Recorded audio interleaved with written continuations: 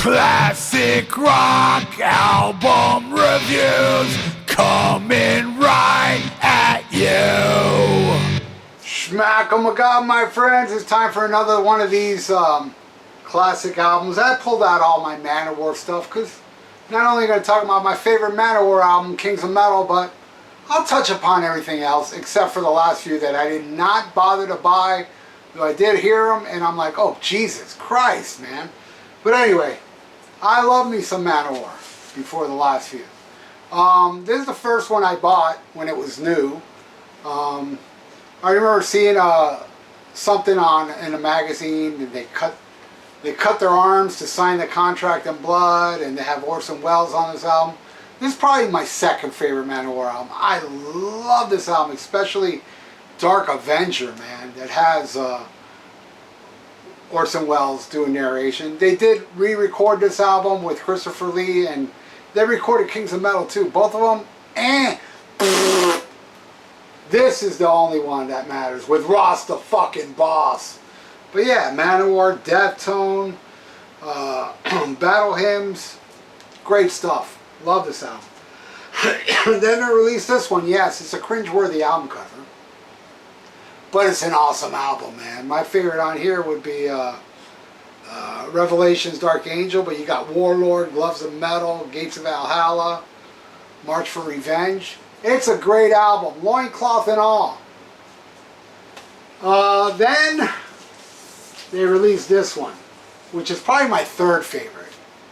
Hail to England. I love the first track, man, Blood of My Enemies. But Kill with Power, Rules, Bridge of Death, Army of Immortals, great stuff. Alright, then they released this one. This is the last one on whatever label, before they got on a major label. Sign of the Hammer, awesome song, man. The song Mountains on this, I gotta say, man, Eric Adams to me is like the most underrated metal singer ever. I mean, that guy is like, when it comes to metal singers, he definitely makes my top 10. Maybe even top 5. I'd have to think about it. But what an amazing voice. And this song, this album, you know, has Sign of the Hammer, Animal, Thor, the Powerhead is awesome. A Guyana, about Jim Jones, Call to the Damned. The Oath, pretty ripping tune. Awesome stuff, man. It's metal. Alright, then right before I go into my favorite album, it's the first album on a major label, on Atco Records. This is Fighting the World, great album, man. This is a great, fantastic album. My only complaint, why did they release Blow Your Speakers as the single and video? If they would have done Violence and Bloodshed or Black Wind, Fire and Steel as the single, I'm telling you, the trajectory of ManOwaR would have been much different. Those songs are so awesome. They should have been released as singles, and the people, you know, they saw Blow Your Speakers and like, oh, fuck this band. Listen to those songs. And then fuck you. Haha. Alright, now, then my favorite. This is the one, this is the episode. It's about Kings of Metal. This album blew my mind. The last one with Ross the Boss. Man, when I first heard Wheels of Fire, when I put, you know, this one they didn't release no single, or at least no video. And if they were to release a single, and it's not my favorite song on here, but I think the most catchiest song is Kingdom Come. Would have been awesome. But Wheels of Fire would have been awesome too, because that song is just so in your face and fast. Kings of Metal is awesome, you know. Other bands play. ManOwaR kills, man. Heart of Steel, again, Eric Adams, man. What a voice on him. Sting of the Bumblebee, Joey DeMaio going apeshit doing Sting of the Bumblebee on bass. Really kick-ass. Crown of the Ring, again, you know, ballady, epic opus with the amazing Eric Adams, just with that glorious metal voice, man. Just beautiful. Kingdom Come, as I said. Hail and Kill, awesome song. Probably that would be another cool single, you know. It was a really... Now, The Warrior's Prayer is like a little kid talking to his grandfather. Grandfather, tell me a story. and his grandfather ends up telling him the story. Man, how long is it? Like 10 minutes? I mean, if it's not, it seems like 10 minutes. To me, that's like the only pointless part of this album. I mean, not including that bonus track on the CD. Woman, Be My Slave, whatever that song's called, shit's terrible. Warrior's Prayer is 4 minutes and 20 seconds. It seems more like 40 minutes and 20 seconds. But it ends with blood, the blood of the kings. Wow. And you know, the lyrics to Blood of the Kings kind of reminisce of their past, you know, songs like, you know, Sign of the Hammer and Hail to England, all that. Just a killer ending. This album is fucking amazing, man. And I praise it. I hail thee. Let me put it right here and let me do this to it. I'm doing that. The Sign of the Hammer to Kings of Metal. Let me go through what they released next. And this is on Atlantic Records. I think this is, yeah, this was also on Atlantic Records. But, you know, it was a few years later, man. It wasn't, they released this one, The Triumph of Steel. Now this one, the first side is like all just one song, and some of it's good, some of it's pointless with drum solos and guitar. It's just whatever. But at this time they had a drummer called Rhino, who's fucking amazing, man. Just downright amazing. Metal Warriors, love it. Cheesy, but love it. Wimps and posers, leave the hall. Love that shit. You gotta remember, this came out at the height of grunge. And I loved it. I loved this album so much when it came out because it was like, fuck you, we're metal. Metal. And I was tired of the grunge shit. I liked the grunge shit, but it's not metal. I mean, yeah, Alice in Chains, Soundgarden, you know. They did a lot of, I consider them metal, but this is like true metal. And then you had Ride the Dragon, which is cool. Spirit, Horse of the Cherokee, okay. Burning. Then Power of Thy Sword. Wow, that song rips. The Demon Whip. Wow, that's where Rhino goes off at the end. What a fucking drummer. And Master of the Wind.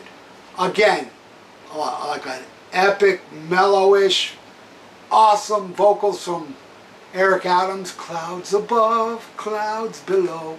I love it. Has like a classical thing to it. Love it. Then they released this one. This is their the cheesiest one yet, but goddamn do I love cheese. Because this is like some fresh mozzarella. Awesome cheese, man. And this one is more back to basics, no long opus bullshit. Return of the Warlord. They even made a video for it. They're all on motorcycles. Awesome. Brothers of Metal Part 1. Was there a Part 2? Probably. The Gods Made Heavy Metal. And they said that it was good. And we promised, what was it? The Gods Made Heavy Metal. We promised it was good. They told us to play it louder than hell. We promised that we would. When losers say it's over with, you know that it's a lie. The Gods Made Heavy Metal, and it's never gonna die. I know some of you are probably saying, God, that's stupid. No, no, no. Actually, you're stupid. That shit's fucking awesome. All right. Courage. Another ballady, but awesome. Makes you want to like go to war and fuck people up. Courage is awesome. Another like epic, mellowish tune, but you know, kind of has power to it. Number One, that's a cool song to listen to when you're working out, man. It's like, you know, an empowerment type tune. Outlaw is awesome. King is awesome. Now, Today's a Good Day to Die. What the fuck is that about? How long is that one? I mean, that's a long one too, and it's pointless. Let me see. Does it have a... I know it's something like 7 minutes, or at least it seems like it. Yeah, there's no... It doesn't have a time on here, but it's 7 minutes of a guitar solo. And it's boring, and it sucks, and it's the only thing on here that... Why did they do this? Anyway, yeah, the CD opens up with this guy right here. That he doesn't take no guff. He's like true metal and shit. Anyway, so, yeah, and then it ends with my favorite song on here. Power. Fuck, that song rips. I love Louder Than Hell. It's very cheesy, but I love it. You know, I don't take life so goddamn serious. A lot of people do, and a lot of people don't. You know, will not accept like humor or cheese in their music. Well, that's cool, man. Continue being a boring fart. And then I got this one. This is a live one, Hell on Wheels. It's cool. I visit it from time to time. It's got, you know, a combination of old and new. And this is when they, you know, with Louder Than Hell, this is when they had Logan on guitar, who's in jail now for having kiddie porn. Sick fuck. And this is the last one I bought.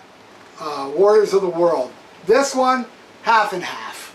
Call to Arms is cool.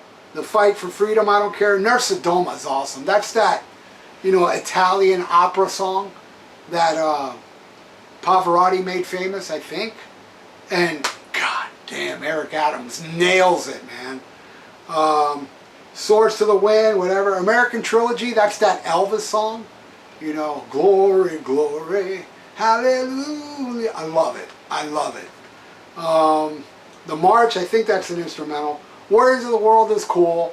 You know, it's a long, you know, just, and they made a video for it. Just a mid-tempo stomping metal song. Hand of Doom rules. No, you can, well, I can't remember the lyrics, but they're so cool. And the next song is my favorite, House of Death. Die, die, welcome to the House of Death. It doesn't say welcome, but into the House of Death. Fucking badass. Then it ends with Fight Until We Die, which is kind of like, you know, I can take or leave. It's heavy, it's fast, it's cool, but a lot of this album is plagued by, you know, instrumentals and, you know, just weird shit. Well, that's it. Everything else, I think it was like the Gods of War or Odin or whatever the fuck. I heard them, and I'm like, no, that's it. That's enough for me. No more ManOwaR for me. I mean, for me, it's the Rasta Boss shit. Everything from Kings of Metal down is my favorite, but I really did enjoy the Triumph of Steel and Louder Than Hell, but still not as good as the earlier shit. But that's it. I want to give a shout out to Jackson Rowdy. He's a big ManOwaR fan, and I know you're watching, Jackson. And he likes their stuff, at least one of them. I know me and him did a podcast about ManOwaR, and of course he liked the later stuff. I mean, I think one of the albums he didn't like, but could be wrong. But anyway, either way, hey Jackson, what's up, man? Hail and kill. Alright everybody, so thank you for watching. If you'd like to donate, I got a PayPal in the description below. And please subscribe to my channel if you have not. Stay frosty. Listen to Black Sabbath. Hail and kill. And SHMACKEMAGOB.